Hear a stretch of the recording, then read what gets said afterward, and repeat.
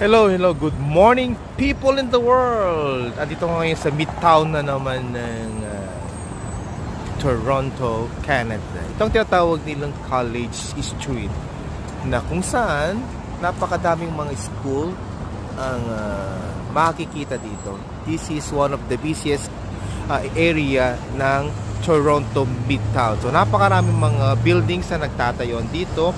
Mga tao dito early in the morning ay naglalakad kung saan na direksyon ang kanilang kapupuntahan. Ito ang tinatawag ng College Street. Tinawag ng College Street kasi maraming mga schools ang andito, mga different kind of courses ang ino-offer nila itong sa street na ito. Kaya napaka-busy ang lugar na ito na kung saan may mga iba't ibang lahi na narito upang mag-aral. Different denomination, different people in the world na kung saan gusto nila magkaroon ng great opportunities. Kaya napakagandang puntahan at